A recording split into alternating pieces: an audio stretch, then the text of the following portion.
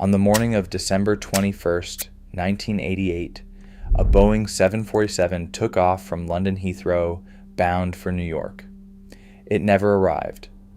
38 minutes after takeoff, at 31,000 feet over the Scottish town of Lockerbie, a bomb hidden inside a Samsonite suitcase detonated in the forward cargo hold. The aircraft broke apart in 12 seconds. 270 people died, 259 on the plane, 11 on the ground, killed by burning wreckage falling from the sky. The flight was Pan Am 103, and the bombing did not just kill 270 people. It killed the most powerful airline in American history. Pan American World Airways had survived 2 world wars, the jet age, an oil crisis, and decades of competition. It did not survive Lockerbie. 3 years after the bombing, on December 4th, 1991, Pan Am flew its last flight and ceased to exist. This is the story of how America built the greatest airline in the world, and how one bomb brought it down. The beginning.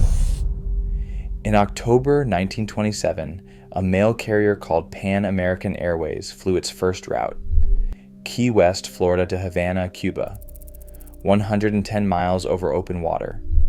The pilot was hired 2 days before the flight. The plane almost did not make it. Nobody watching that first flight could have imagined what it would become. Within a decade, Pan Am was the unofficial flag carrier of the United States.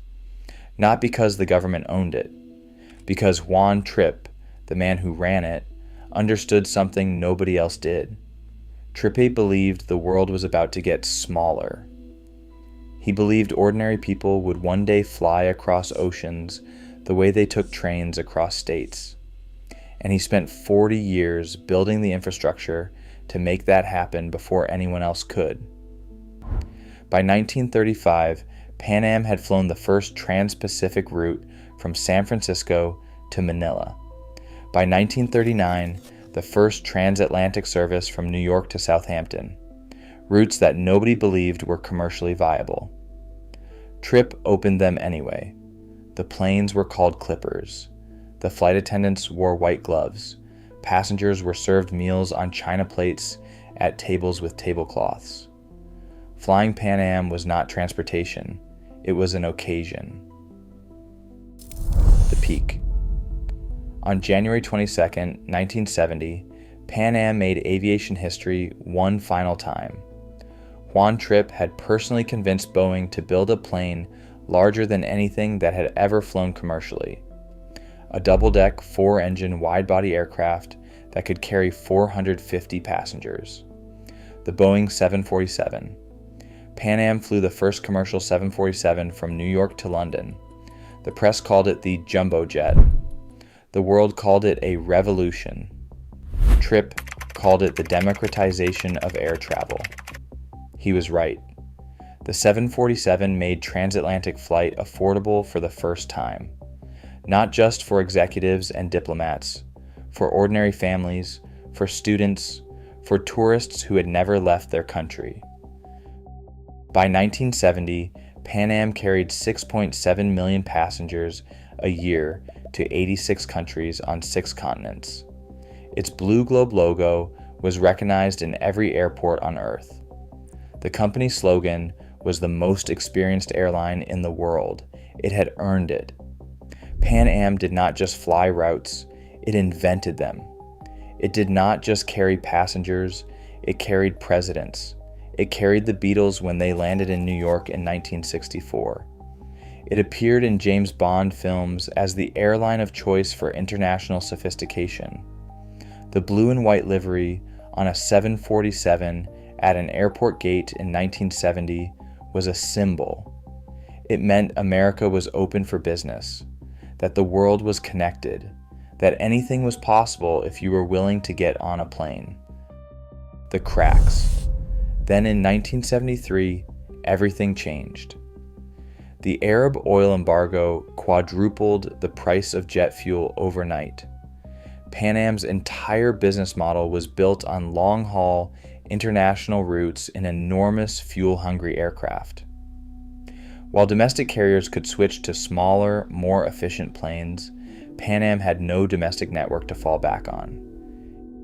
It flew internationally, only internationally. The losses mounted. In a single year, Pan Am lost $364 million.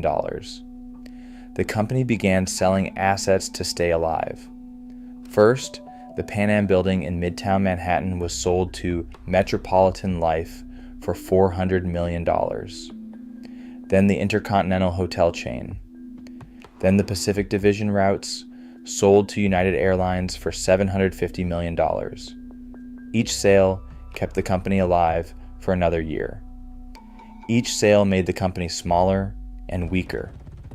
By 1985, Pan Am had sold so many of its most profitable assets that what remained was a stripped-down version of what it had been. Still flying, still maintaining the white gloves and the china plates, but bleeding money every quarter with no clear path back to profitability. The company needed something to go right. Instead, on December 21st, 1988, everything went wrong at once. Lockerbie Pan Am Flight 103 was a routine transatlantic service. London Heathrow to New York, John F. Kennedy International Airport. The aircraft was a Boeing 747-121 named Clipper Maid of the Seas. 243 passengers, 16 crew members. 38 minutes after takeoff, at 19:03 Greenwich Mean Time, Semtex plastic explosive detonated in a Samsonite suitcase in the forward cargo hold. The explosion lasted a fraction of a second. The structural failure that followed lasted 12 seconds. Wreckage fell across 845 square miles of Scottish countryside. The wings, still carrying 100 tons of fuel, impacted the town of Lockerbie at 380 miles per hour and gouged a crater 47 meters long in the residential street. 259 people on the aircraft died instantly. 11 Lockerbie residents died on the ground. The investigation that followed revealed that a Libyan intelligence officer had placed the bomb inside a suitcase checked onto a feeder flight in Malta. The suitcase had transferred through Frankfurt and onto Flight 103 at Heathrow without anyone detecting the explosive inside. The U.S. government found Pan Am guilty of willful misconduct. Lax security screenings had allowed the bomb onto the aircraft. Civil lawsuits from the families of the victims sought $300 million in damages from the airline. Pan Am had not built the bomb. It had not placed it on the aircraft, but it had failed to stop it, and in the eyes of the public and the courts, that failure was Pan Am's to carry. The end.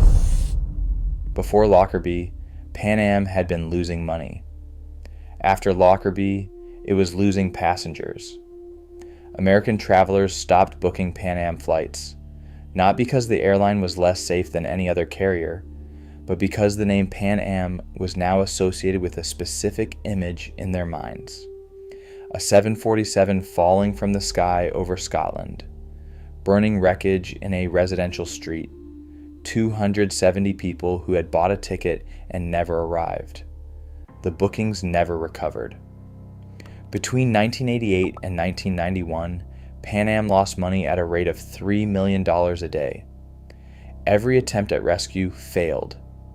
Delta Airlines bought the profitable transatlantic routes and the New York to Boston shuttle for $400 million in 1991. What remained was a shadow of an airline with no viable future. On December 4th, 1991, exactly 3 years and 17 days after Lockerbie, Pan American World Airways flew its last flight, Flight 436, Miami to Bridgetown, Barbados. The passengers did not know it was the last flight. The crew did. A flight attendant handed out wings pins to every passenger on board, a small piece of the airline to take home. When the aircraft landed in Barbados, it never flew again. The Pan Am building in Midtown Manhattan still stands. It is called the MetLife Building now. The enormous blue Pan Am letters that once sat on top of it are gone. Most New Yorkers under 40 have never seen a photograph of what the building looked like with them on. The Boeing 747 that Juan Trippe convinced Boeing to build is still flying. It carried the world for 55 years before airlines finally retired the last passenger services in 2024. Every time a 747 lifts off a runway, it is carrying a piece of Juan Trippe's idea about what aviation could be. Pan Am did not fail because it was a bad airline. Every account from every passenger and every employee describes the same thing: a company that genuinely believed it was doing something important, that connecting the world by air was a mission worth dedicating a career to. It failed because it was built for a world without oil embargoes, deregulation, and terrorism. A world where being the most experienced airline in the world was enough to protect you. On a runway at Miami International Airport on the night of December 4th, 1991, a Pan Am 747 sat at a gate and went dark. The engines shut down for the last time. The blue and white livery stayed on the aircraft for weeks before the new owner repainted it. For a few weeks, if you drove past the right terminal at Miami International, you could still see the globe, the most recognized logo in aviation history, sitting on a plane that would never fly again. Then it was gone. Thanks for watching Buried Brands. Subscribe for a new story every 10 days. Next video coming July 1st.